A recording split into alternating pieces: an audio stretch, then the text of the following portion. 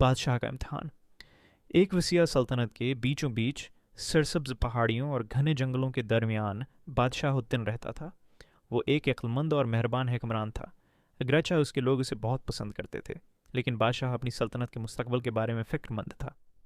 उसका बेटा अभी हुकूमत करने के लिए बहुत छोटा था, और बादशाह को कोई ऐसा शख्स चाहिए था जो शहजादे के बालिग होने तक सल्तनत की रहनुमाई कर सके। एक दिन बादशाह ने अपने लोगों को चैलेंज दिया, जो भी बहादुरी और हिकमत है कि इम्तिहान में कामयाब होगा, इसे सल्तनत का नगहबान मुकर्रर किया जाएगा। सल्तनत के हर कोने से लोग महल में जमा हुए, लेकिन कोई भी बादशाह को मुतासिर न कर सका।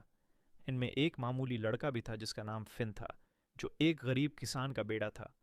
वो अपनी उम्र के हिसाब से छोटा था, लेकिन उसकी आंखों में तजस्सुस और दिल में हौसला था। जब दूसरे लोग उस पर हंसते, फिन अपनी जगह दौड़ा रहता। बादशाह ने आखिरी चैलेंज दिया। खौफनाक जंगल के बीच में नीलम का ताज रखा है। उसे एक खौफनाक है, दरिंदा पहरा दे रहा है। जो भी ये ताज लेकर आएगा वो अपनी काबिलियत साबित करेगा। मुजम्मा खौफजदा हो गया। बहुत से लोग पीछे हट गए, लेकिन फिर आगे बढ़ा। मैं जाऊंगा हुजूर, उसने कहा।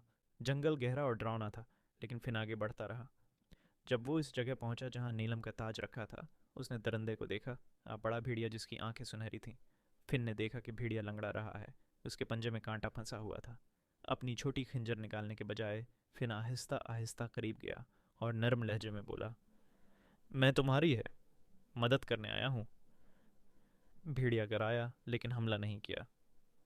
फिन ने एहतियात से कांटा निकाला और अपनी कमीज के टुकड़े से जख्म पर पट्टी बांधी। भेड़िया शुक्रगुजारी के तौर पर उसका हाथ चाटता और एक तरफ हट गया। फिन ने ताज लिया और महल वापस आ गया। जब फिन महल पहुंचा तो मुजम्मा हैरान रह गया। बादशाह बख्श ने लड़के की बहादुरी देखकर मुस्कुराते हुए कहा, तुमने अपनी काबिलियत साबित कर दी है नौजवान फिन। तुम न सिर्फ बहादुर हो, बल्कि तुम में वो हिकमत और रहम दिली भी है जो इस सल्तनत को दरकार है। उस दिन से फिन सल्तनत का नगहबान बन गया और इंसाफ और आजिज़ी के साथ उसकी रहनुमाई की। और जब शहज़ादा तख्त पर बैठा, फिन उसका सबसे काबिल एतमाद मुशीर बन गया, ये साबित करते हुए कि अज़मत अक्सर सबसे छोटे और आम लोगों में छिपी होती है।